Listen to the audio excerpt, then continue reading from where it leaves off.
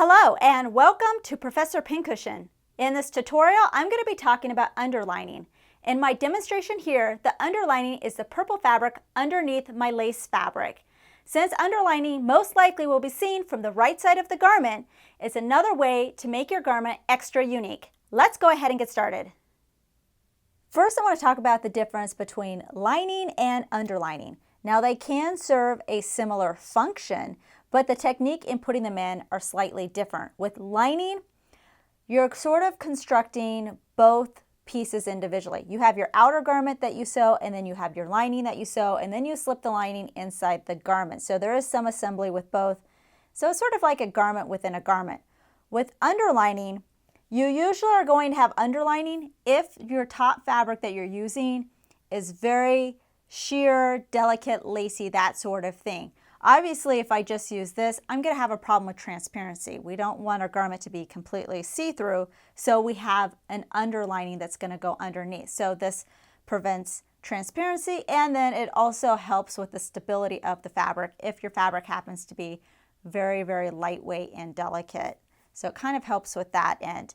Now, with the lining, we're doing each individually and then sewing them together. With underlining, though, we're sort of doing it before we even start with construction. So you have your main piece, and then you use your pattern for this piece to cut out the same in the underlining. For underlining, I recommend using a very lightweight fabric. You don't want to use a very delicate fabric and then use a really heavyweight fabric for the underlining. So it still has some of the same consistency once it's sewn together.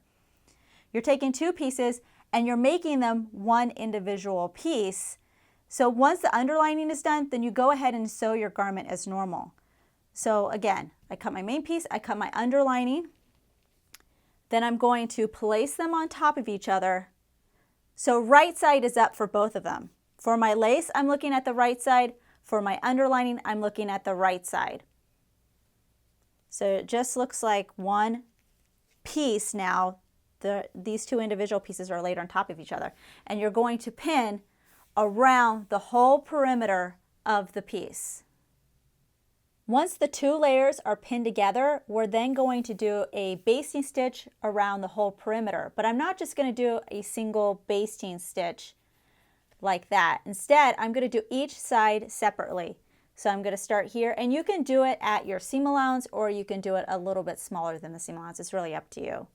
You can do this side, so you just start here and here, cut your threads, then this side, same thing, then this side. So again, each side is done individually. The basting stitch is going to be the longest stitch on your machine. You don't have to worry about any back stitching. This is just a temporary stitch in order to hold these two pieces together, because once you start sewing the garment together, then they'll be more permanently stitched in.